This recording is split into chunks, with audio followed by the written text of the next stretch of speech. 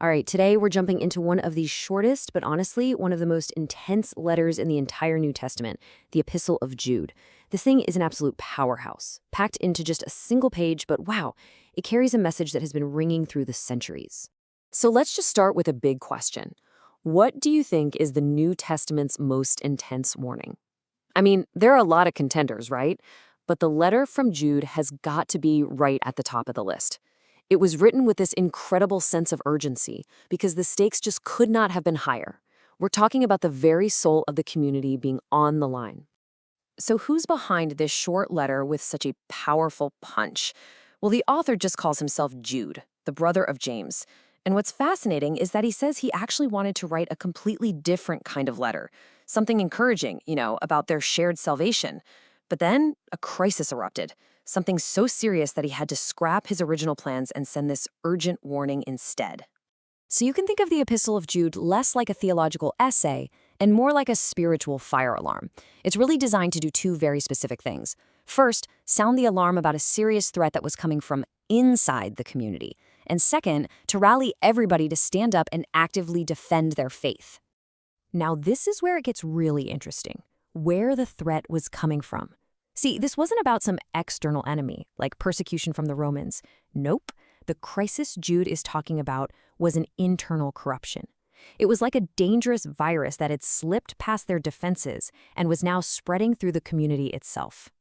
And Jude does not mince words here. He calls these false teachers ungodly people who have crept in.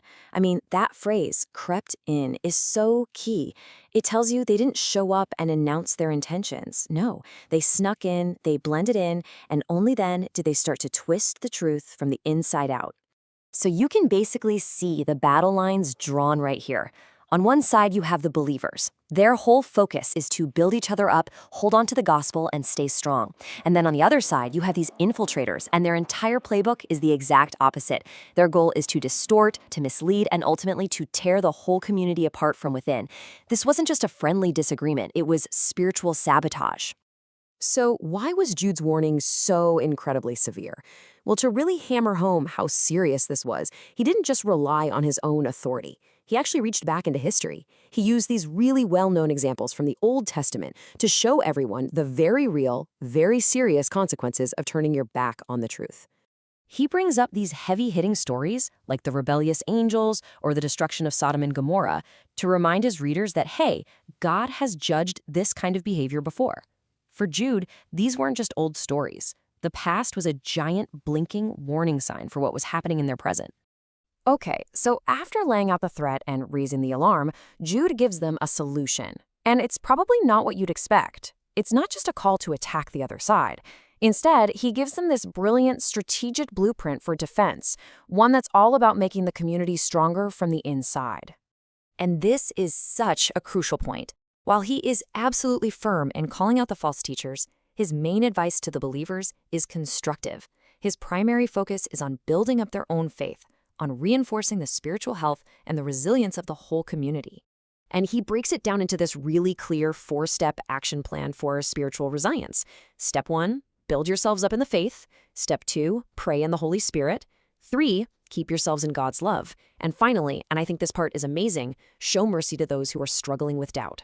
It's such a complete approach, It combines your own personal growth, your spiritual connection, and taking care of the people around you. So we've seen the warning, we've got the action plan.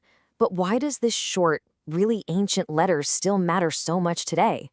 Well, it's because the core issues Jude was dealing with, things like truth, deception, and the importance of community, are absolutely timeless. In fact, Jude's powerful message can really be boiled down into 4 key themes that are just as relevant for us right now as they were back then. So first, you have contending for the faith, this idea that you have to actively defend the truth. Second is a clear warning about false teachers and just how dangerous people who distort the truth can be. Third, a reminder of God's judgment, the simple idea that our choices have consequences. And finally, the proactive need for building up in faith, to always be growing spiritually. These 4 pillars, that's the heart of Jude's message.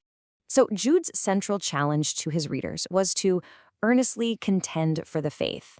And that really leaves us with a powerful question for our own time, doesn't it? I mean, in an age that is just flooded with misinformation and all these competing narratives, what does it really mean for us, right now, to contend for the truth?